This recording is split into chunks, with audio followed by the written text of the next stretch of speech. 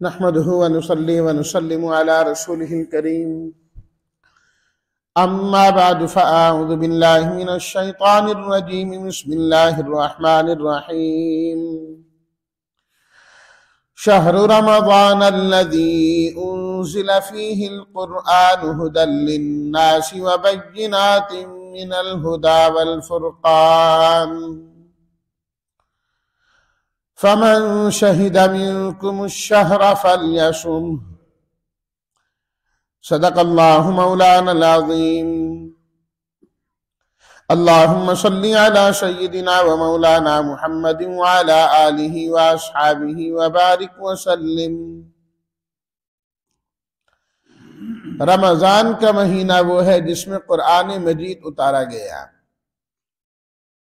ہدایت ہے لوگوں کے لیے اور واضح نشانیاں ہدایت کی، اور حق و باطل کے درمیان فرق کرنے والا ہے۔ پس جو شخص تم میں سے پالے اس مہینے کو چاہیے کہ وہ اس کے روزے رکھے۔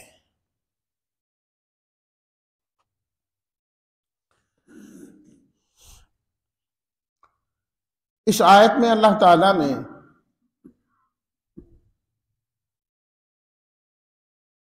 تفصیل بیان کر دی کہ روزے جو فرض کیے گئے ہیں وہ کس مہینے کے ہیں۔ پہلے تو اللہ تعالیٰ نے آیت نمبر 183 کے اندر اتنا فرمایا نا، کتب علیکم الصیام، کہ تمہارے اوپر روزے فرض کیے گئے ہیں۔ تو روزے کتنے رکھنے ہیں اور کب رکھنے ہیں، اس کی تشریح اللہ تعالیٰ نے فرما دی، شہر رمضان، وہ رمضان کے مہینے کے روزے رکھنے ہیں تم نے، یہ مہینہ ہے۔ اور اس کے ساتھ ساتھ اللہ تعالیٰ نے رمضان کی جو عظمتیں ہیں، جو برکتیں ہیں، اس میں تو شک کی بات ہی کوئی نہیں ہے۔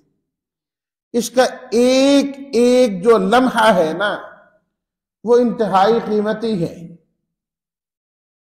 اس کی عظمتوں کی اصل وجہ کیا ہے، اس مہینے کو اتنا مقام ملا کیوں ہے، کہ اللہ تعالیٰ نے اس مہینے کے روزے رکھنے کا بھی حکم دیا ہے اور اس مہینے کو پسند فرمایا ہے، اور سب مہینوں کو سردار اسے قرار دیا گیا ہے۔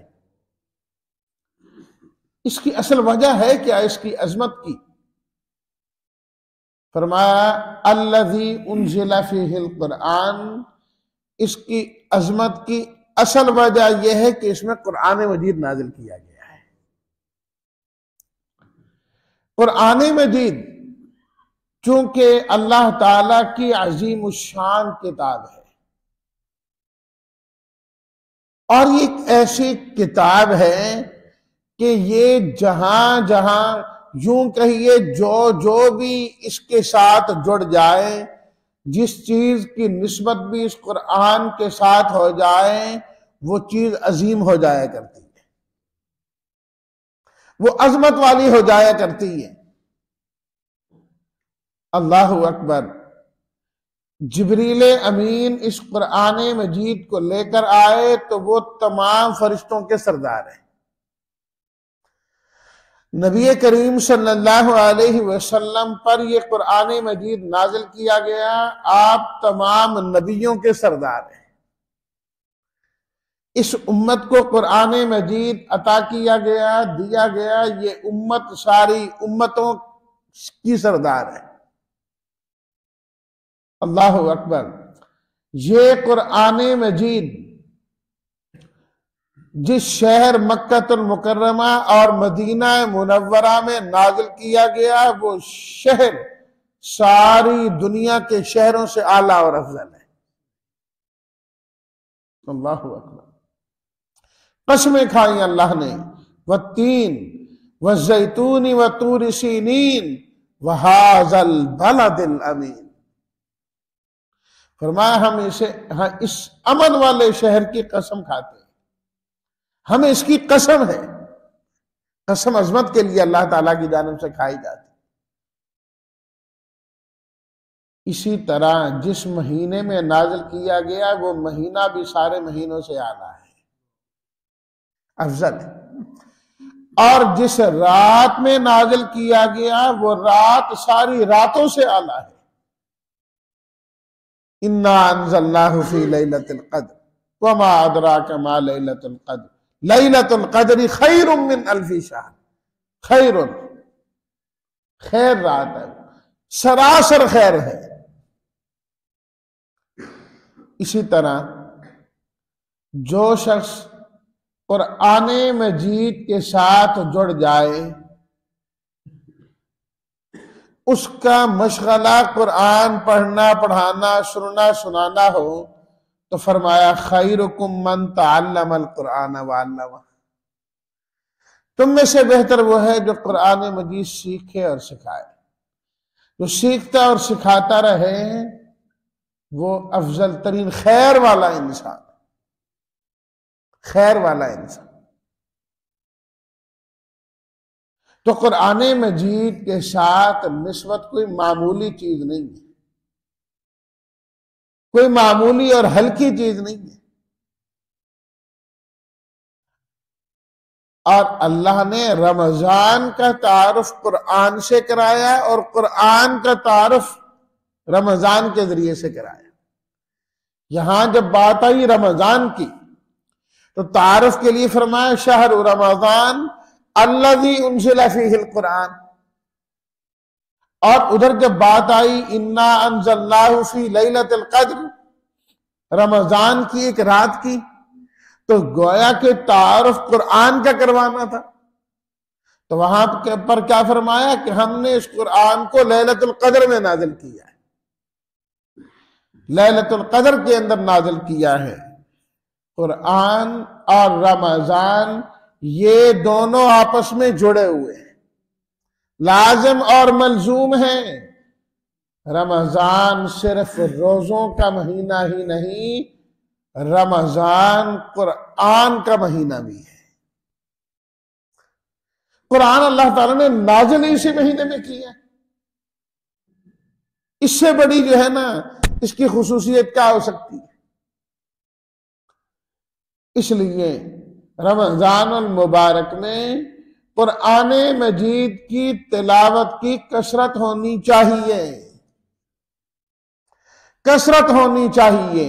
یہ نزول قرآن کا مہینہ ہے، نزول قرآن کا ہر چیز کا ایک موسم ہوتا ہے،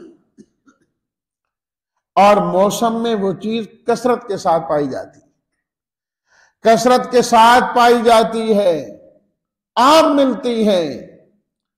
رمضان قرآن کا موسم ہے، اس کے اندر قرآن عام ہونا چاہیے، کثیر ہونا چاہیے، اور یہ خود نبی کریم صلی اللہ علیہ وسلم کی سنت ہے، سنت ہے۔ حدیث شریف میں آتا ہے رمضان المبارک سے پہلے جتنا قرآن مجید نازل ہو چکا ہوتا ہر سال، جبریل امین تشریف لاتے، وہ سارا کا سارا آپ علیہ الصلوۃ والتسلیمات کو سناتے، اور آپ علیہ الصلوۃ والتسلیمات وہ سارا کا سارا جبریل امین کو سناتے۔ آج بھی حفاظ کرام اس سنت کو زندہ کیے ہوئے کہ سال بھر بھی اور خاص طور پر رمضان المبارک میں ایک حافظ دوسرے کو سناتا ہے اور پھر وہ اس پہلے والے کو سناتا ہے۔ یہ سنت ہے، یہ نہیں ہے کہ اپنا یاد کرتے رہو، اپنا یاد کرتے رہو، وہ بھی ٹھیک ہے، لیکن سنت یہ ہے کہ حافظ قرآن خود یاد کرنے کے بعد دوسرے کو سنائے اور وہ اس کو سنائے۔ ہر سنت کی برکت ہوتی ہے، حفظ جتنا اس طریقے سے یاد رہتا ہے کسی طریقے سے نہیں یاد رہتا، اس طریقے سے سب سے مضبوط رہتا ہے۔ اور نبی کریم صلی اللہ علیہ وسلم کی حیات مبارکہ میں ظاہری حیات میں آخری مرتبہ جب رمضان آیا تو تقریباً سارا قرآن مجید نازل ہو چکا تھا. جبریل امین نے پورا قرآن مجید 2 مرتبہ آپ علیہ الصلوۃ والتسلیمات کو سنایا اور آپ نے 2 مرتبہ جبریل امین کو سنایا. 2 دور کیے. 4 قرآن ہو گئے، 2 سننے والے اور 2 پڑھنے والے. تو تلاوت قرآن مجید کی کثرت رکھنی ہے. اس لیے صرف اس بات کی کوشش نہ کریں کہ رمضان میں میرا ایک قرآن مکمل ہو جائے. نہیں، زیادہ سے زیادہ. یہ تو سال کے ہر مہینے میں کوشش ہونی چاہیے کہ کم سے کم میرا ایک قرآن مجید مکمل. یہ تو کم سے کم حد ہے. تو رمضان میں بھی اتنا ہوا تو رمضان اور غیر رمضان کا کیا فرق ہے؟ رمضان کے اندر عبادات زیادہ ہونی چاہیے. قرآن مجید کی تلاوت زیادہ سے زیادہ ہونی چاہیے تاکہ جو رمضان کا مقصد ہے انسان کے اندر کی صفائی، جس کو فرمایا تھا نا لعلکم تتقون، تم متقی بنو، تقوی والے بنو. تقوی اندر سے گند نکالنے کو کہتے ہیں، اندر سے صاف ہو جاؤ. تو قرآن مجید یہ انسانوں کے اندر کو، انسان کی روح کو صاف کر دینے والا ہے. نبی کریم صلی اللہ علیہ وسلم کا ارشاد مبارک ہے. آپ علیہ الصلوۃ والتسلیمات نے فرمایا ان القلوب تشدع کما یشدع الحدید. فرمایا کہ جو دل ہیں ان کو اسی طرح ہی زنگ لگ جاتا ہے جس طرح لوہے کو زنگ لگ جاتا ہے. لوہا زنگ آلود ہو جاتا ہے. فرمایا اسی طریقے سے انسان کا دل بھی زنگ آلود ہو جاتا ہے، زنگ لگ جاتا ہے انسان کے دل کو. صحابہ کرام رضوان اللہ تعالی علیہم اجمعین نے پوچھا کہ لوہے کو زنگ لگ جائے تو ہمیں معلوم ہے کہ اس کو کیسے صاف کرنا ہے، تو دلوں کو زنگ لگ جائے تو کیسے صاف کریں گے، کیسے اس کا زنگ اتاریں گے؟ نبی کریم صلی اللہ علیہ وسلم نے فرمایا 2 چیزوں کو لازم کرو. 2 چیزوں کو. نمبر 1 تلاوت القرآن. فرمایا قرآن کی تلاوت کرتے رہا کرو. قرآن کی تلاوت کرتے رہا کرو. نمبر 2 موت کو کثرت کے ساتھ یاد کرتے رہا کرو. موت کو بھی یاد رکھو، قرآن کی تلاوت کرتے رہو. فرمایا دلوں کا زنگ خود ہی اترتا رہے گا، خود اترتا رہے گا. قرآن مجید کی تلاوت کا ایک اپنا ہی اثر ہے. تلاوت کا بھی ایک اپنا اثر ہے. دل صاف ہوتا ہے. حضرت عمر رضی اللہ تعالی عنہ نے اپنے بہنوئی اور بہن سے قرآن مجید کی تلاوت سنی تو اللہ تعالیٰ نے ایمان لانے کی توفیق عطا فرمائی کہ نہیں فرمائی؟ ایمان لانے کی توفیق عطا فرمائی قرآن کے سننے سے. ہر زمانے میں قرآن مجید ہدایت کا سب سے بڑا راستہ ہے. چند دن پہلے میں پڑھ رہا تھا ایک جگہ، سنا بھی کہ شاہ فیصل جو سعودی عرب کا بادشاہ تھا، جو موجودہ بادشاہ شاہ سلمان اس کا بھائی، خود بھی حافظ قرآن تھا وہ شاہ فیصل بھی، اور یہ بھی حافظ قرآن ہے شاہ سلمان بھی. تو اس نے اپنے زمانے میں قاری عبد الباسط صاحب کو بلایا اور اس نے ایسا انتظام کرایا کہ افریقہ کے بہت سارے علاقوں میں ان کی تلاوت رکھوائی. اس نے صرف تلاوت کا آپ نے جانا ہے اور فلاں فلاں مقامات پر تلاوت کرنی ہے اور کچھ نہیں کرنا. کوئی ترجمہ نہیں سنانا، کوئی تفسیر نہیں سنانی، کچھ نہیں کرنا، صرف تلاوت کرنی ہے آپ نے. ٹھیک ہے جی، چلے گئے، تلاوت کی انہوں نے مختلف مقامات پر۔ اس زمانے میں ان کی تلاوت کو سن کر 50,000 آدمی مسلمان ہو گئے، قرآن مجید کی تلاوت سن کے۔ تو تلاوت قرآن مجید سے دلوں کا زنگ اترتا ہے، گن اترتا ہے، صاف ہوتا ہے۔ اللہ تعالیٰ نے قرآن مجید کی یہ تاثیر رکھی، انسان متوجہ ہو کر بیٹھے اور پڑھے۔ تو یہ خود آپ علیہ الصلوۃ والسلام نے فرمایا قرآن کی تلاوت کثرت کے ساتھ کرو، قرآن کی تلاوت کثرت کے ساتھ کرو، اللہ اکبر، اور موت کو یاد کرو۔ دل صاف ہونا ہے، دل صاف ہو جائیں گے، دل صاف ہو جائیں گے۔ اس لیے ہمیشہ امت کا یہ عمل رہا ہے کہ وہ رمضان المبارک میں قرآن مجید کی تلاوت کی کثرت کرتے ہیں۔ ایسے ایسے واقعات امت کے صلحاء کے لکھے ہیں، علماء کے لکھے، آدمی حیران ہو جاتا ہے، آدمی حیران ہو جاتا ہے کہ کس طریقے سے وہ اتنے مختصر وقت میں تلاوت کر لیا کرتے تھے۔ پھر اللہ تعالیٰ توفیق بھی عطا فرماتے، توفیق بھی عطا فرماتے۔ امام ابو حنیفہ رحمۃ اللہ علیہ کے متعلق آتا ہے رمضان المبارک میں روزانہ ایک قرآن مجید دن کو ختم کیا کرتے تھے، ایک رات کو ختم کیا کرتے تھے، اور تراویح کے اندر قرآن مجید کی تلاوت الگ سے ہوتی تھی۔ صرف رمضان کے مہینے میں کم از کم 61 قرآن مجید کی تلاوت کیا کرتے تھے، 61 قرآن مجید۔ ہمارے ہاں تو ایک سپارہ پڑھنا مشکل ہے، لیکن اگر انسان پڑھتا رہے تو روانگی اور یہ چیزیں ایسی آ جاتی ہیں کہ پڑھنا کوئی مشکل نہیں۔ ہمیشہ ہم نے خود ایسے لوگ دیکھے، بہت بڑے عالم تھے پاکستان کے، وفات ہو گئے، کہ جب بھی وہ حرم میں جایا کرتے تھے تو روزانہ کا ایک قرآن مجید مکمل کرتے تھے، روزانہ کا، کوئی مشکل۔ طواف، نماز، باقی سارے کام وہ خود کرتے تھے،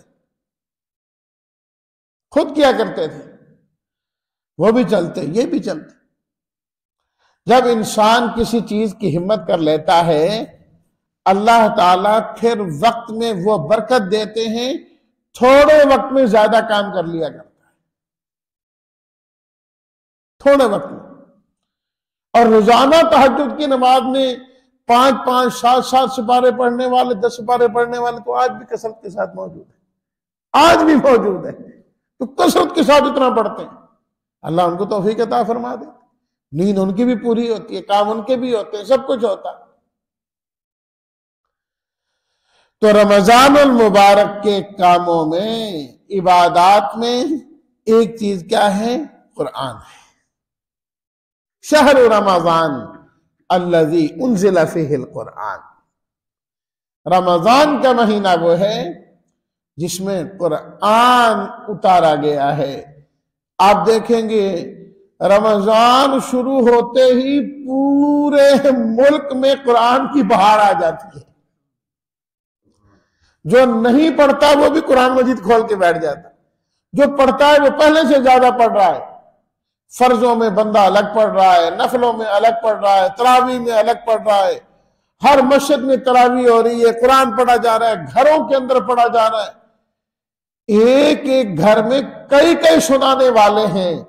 اور میں خود ایسی جگہوں کو بھی جانتا ہوں کہ جہاں جتنے کمرے ہیں ہر کمرے میں الگ حافظ قرآن مجید تراویح پڑھا رہا ہے، ہر کمرے میں الگ الگ۔ یہ اللہ کا کرم نہیں ہے؟ ہمارے ملک پر خاص طور پر آج بھی، اس سال بھی، کئی سالوں سے الحمدللہ پوری دنیا کے اندر یہ ریکارڈ ہے کہ سب سے زیادہ حافظ قرآن مجید پاکستان کے اندر تیار ہو رہے ہیں.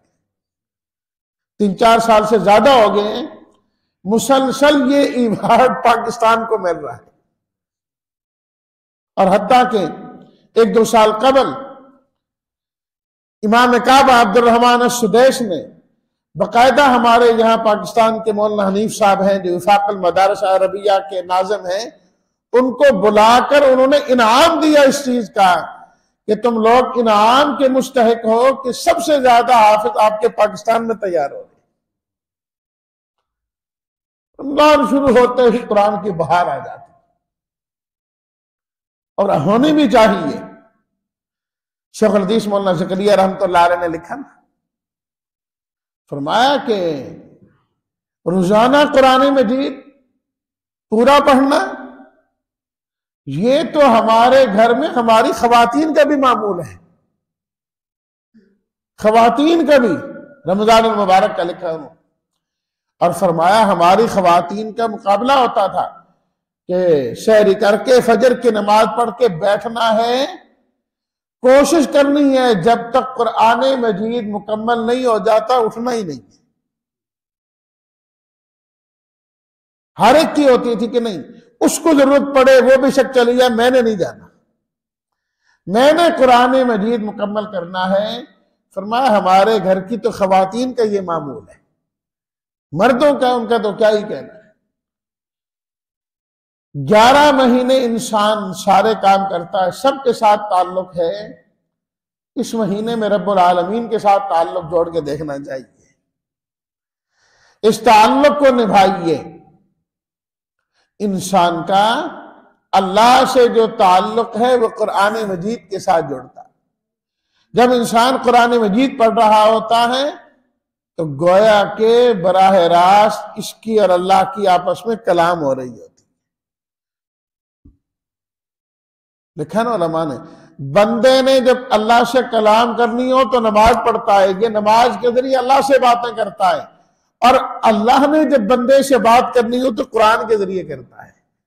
میرے بندے یہ کر اٹھ بیٹھ آ جا، روزے رکھ لے چھوڑ دے، حج کر لے، نماز پڑھ لے، زکات. اللہ بندے سے قرآن کے ذریعے کلام کرتے ہیں اور بندہ نماز کے ذریعے اللہ سے کلام کرتا ہے.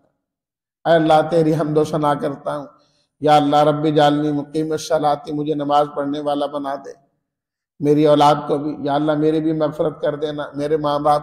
یہ اللہ سے کلام کر رہا ہوتا ہے، باتیں کر رہا ہے اللہ سے. اللہ اکبر. اگر انسان سمجھے تو یہ اتنی بڑی نعمت ہے کہ انسان زمین پر کھڑا ہو کر سجدے میں اللہ سے ہم کلام ہو رہا ہو.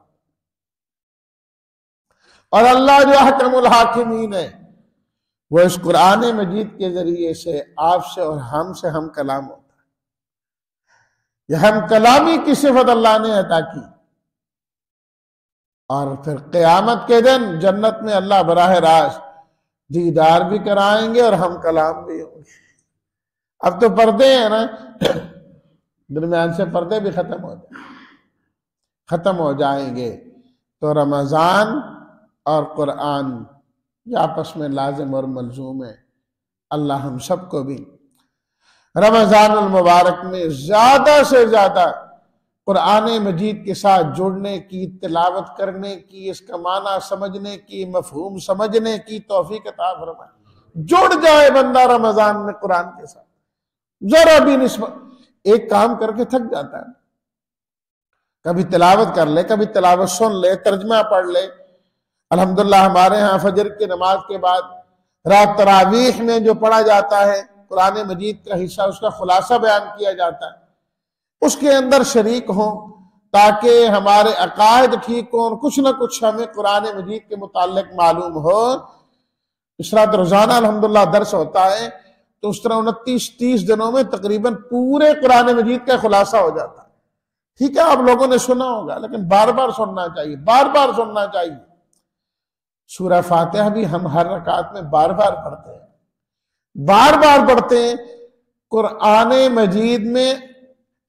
مجید کا اللہ تعالیٰ کو بندے سے پسند ہی ہے کہ بار بار اس کو پڑھے.